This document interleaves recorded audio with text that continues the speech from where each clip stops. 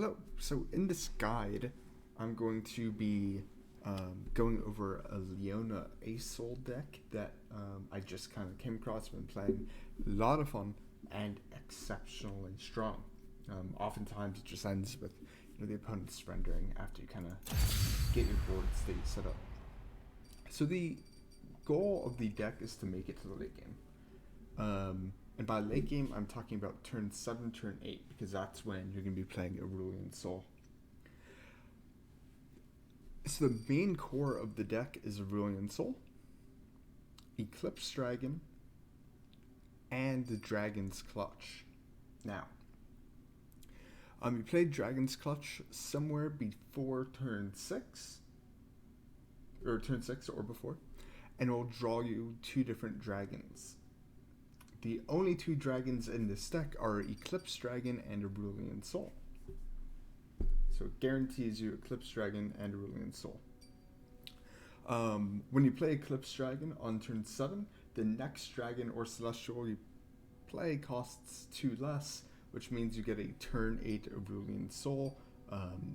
If you have anything else on the board, it looks like you might be able to level up Aurelian Soul in another turn or 2, maybe instantly. So that is the main core of the deck, but how are you going to get there? Well, we run the Leona Daybreak package because it trades very efficiently and can defend itself very well. Right, so you run Solari Soldier, Mountain Goats, Pale Cascades, and Sharp Sights. Sharp Sight, Pale Cascade, these 2 are some of the best combat tricks in the game.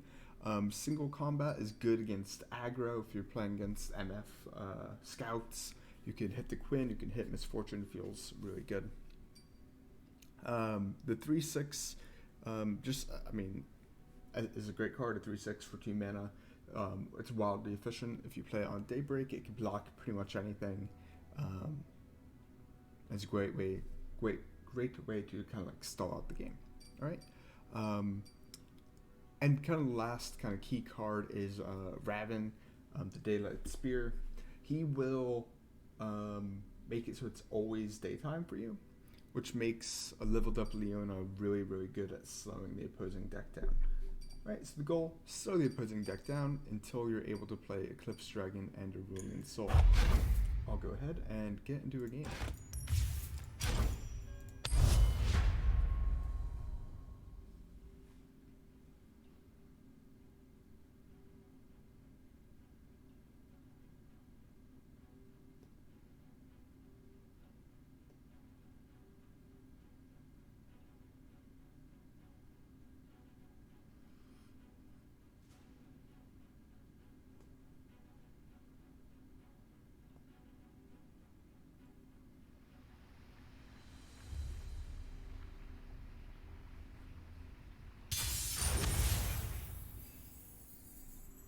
Alright, so here we are. The game looks like we're going against some sort of fearsome aggro deck.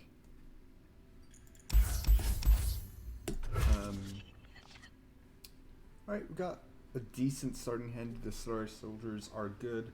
Remember, we want to play defensively rather than aggressively at the beginning of the game.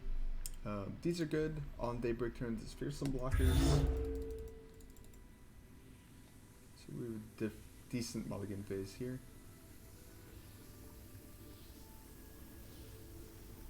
This guy would have actually just disconnected.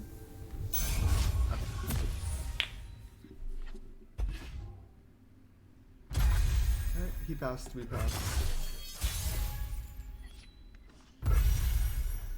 The goat is a fearsome blocker, so I think I'm fine playing the goat here. Worst case scenario, he plays something like Arachnid Horror, and we can trade into each other if we want. Generates me a card, so I think that's worth. I want to save these soldiers to play on a turn where he summons a fearsome. Alright, we're actually just going to ignore that 2-1. I don't see a reason to trade in my Mountain Goat, considering my Mountain Goat is one of the only just straight up level or 3 power dudes in my hand.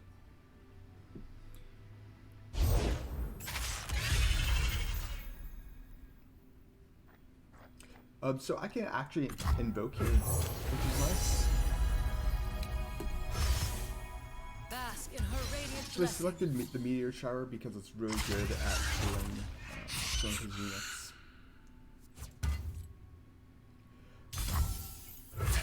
Alright, so we're fine trading this out. He could...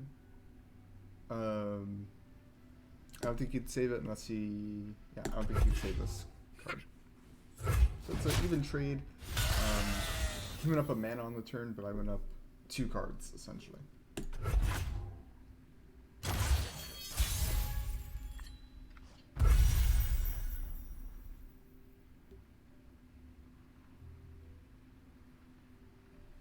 Alright, I'm gonna play Mountain Goat again.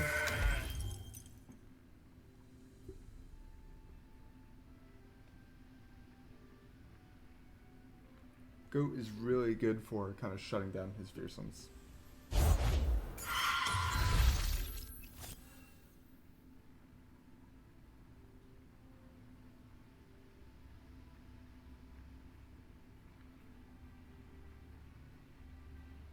Alright, this turn it's kind of weird. I'm gonna play the Solari Soldier. Of the sun's true light.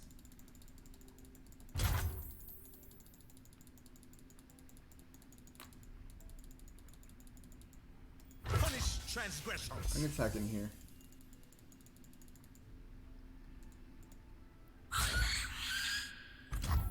This might end up being a misplay in the future. I did it because of the Leona available to stun if he plays another card.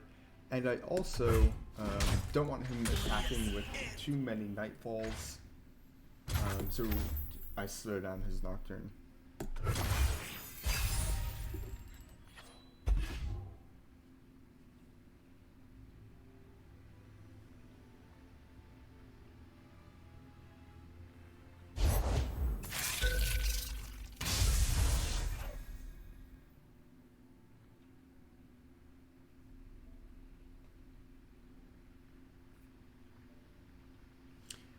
Alright, I think the Solari Soldier is a pretty easy choice for me.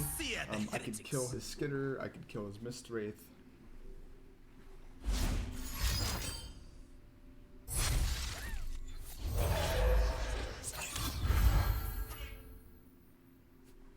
Alright, Leona's left. The dawn has arrived. She can Carry her light survive across the any one hit. mountain.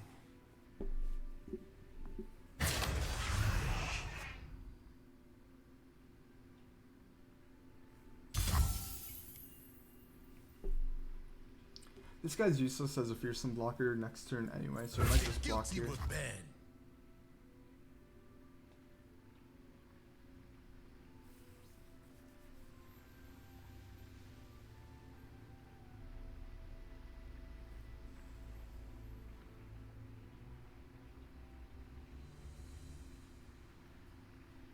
Strike while the planets align.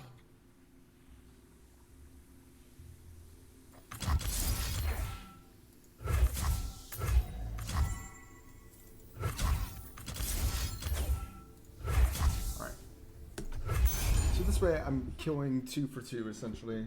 This was a card, right? 3 mana from the... Actually, Fading Memories is free, right? So this is a card, and I'm killing one of his cards for 2 of my cards.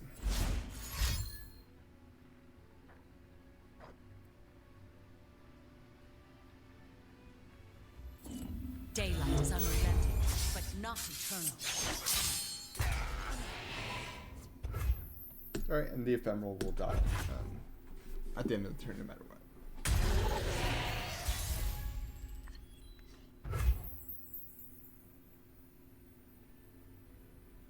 Pretty unlucky we haven't drawn a Dragon's Clutch.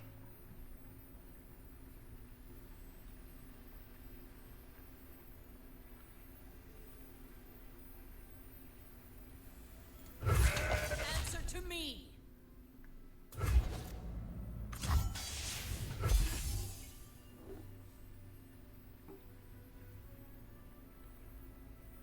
I'm fine trading into him. That's what he wants to do. One of my units will survive.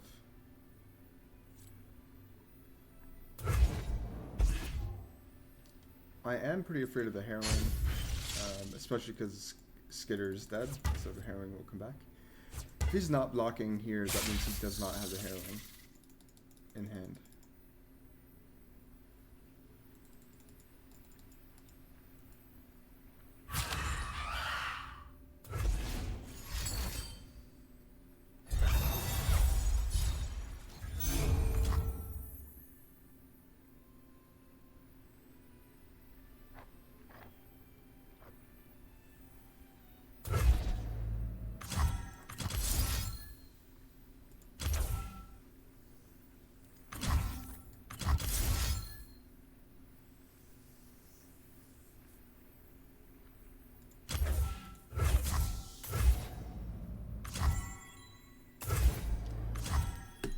Kind of works out keeping his Skitter alive. It makes the Harrowing worse for him because the Harrowing won't summon the Skitter.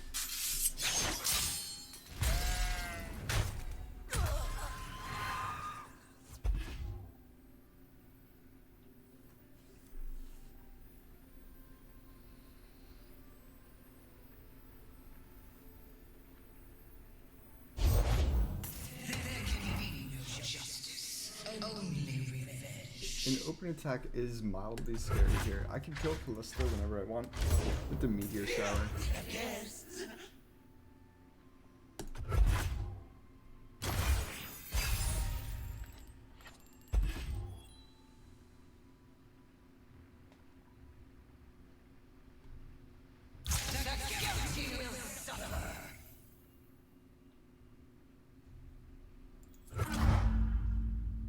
Back, heretic.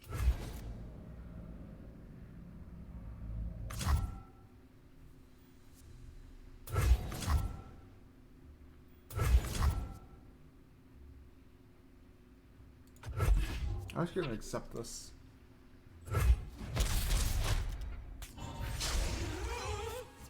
Kind of risky, but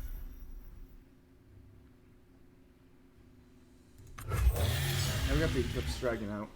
If we get lucky in top deck, Aurelian Soul, he comes out immediately. If we don't get lucky, we try and kind of thin out his board a little bit.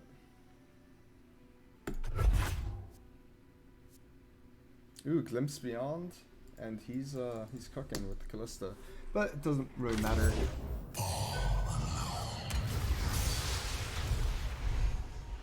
Interesting.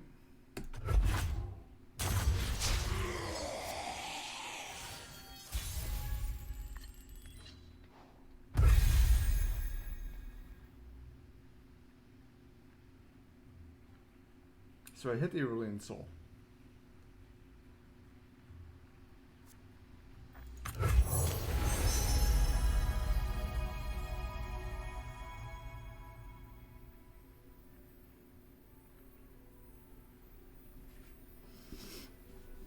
With 3 or less power.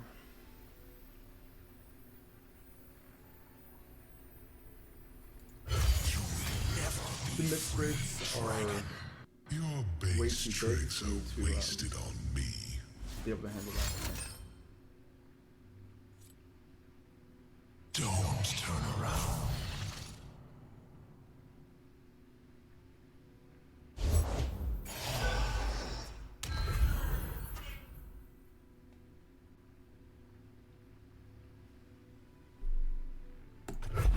I can pass here on and incentivize him to play a card to try and level up Callista. If he levels up Callista, I can Meteor Shower. I do love an audience.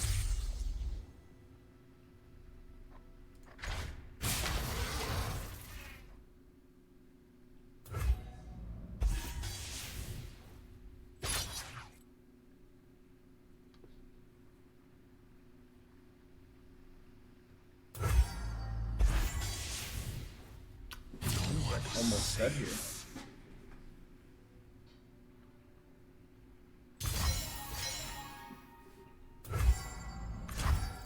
Believe or burn.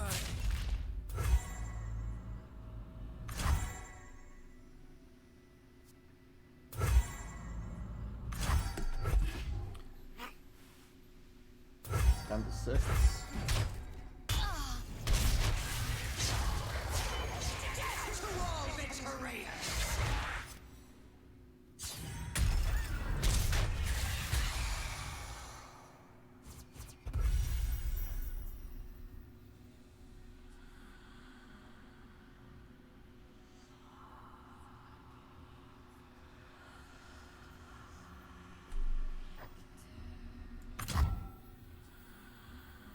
can't rally.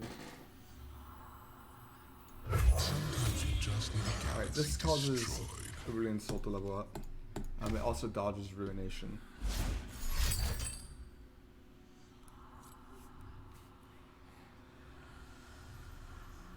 I need to be mindful of Triple Doom Beast. I have just enough mana to dodge it with the Star Shipping. The Star Shipping is very nice in this deck. Makes Celestials, which is great for level up with Ruined Soul, and provides the healing that might be needed to survive.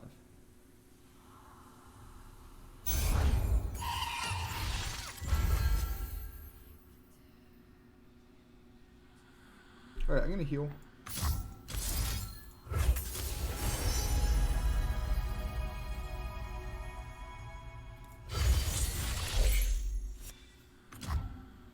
Obliterating cards, always good for me.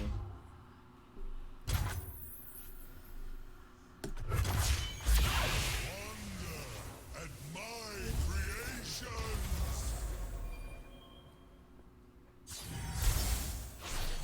Good, this card isn't Celestial. How insane would that be? Now they'll pay attention.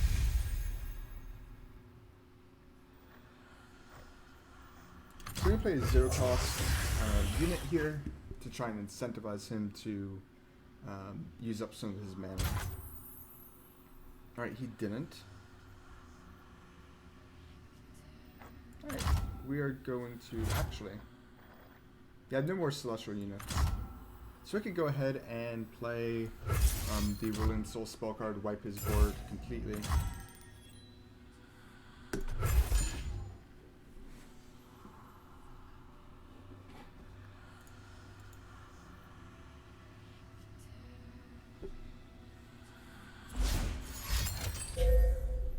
He's trying to draw cards.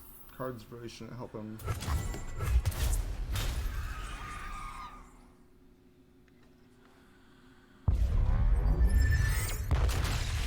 Alright, there we go. So his board has been wiped. It's his turn. Alright, he's summoning Mistwraith, trying to live.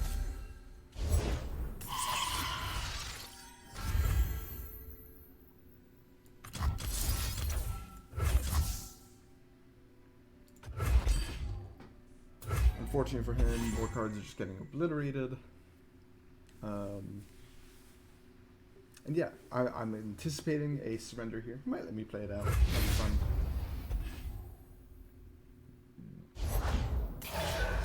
He's playing another Mistwraith. Well, unfortunately for him, that card gets obliterated too.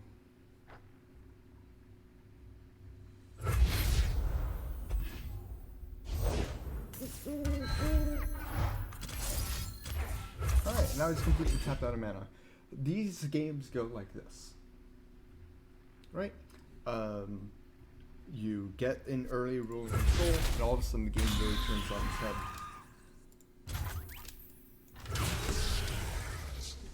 And there you go, he surrenders. Perfect example of how the deck tries to just kind of skate by in the early mid game. You drop a turn 8, turn 9, maybe turn 10 of Ruined Soul, and turn the tide into your favor.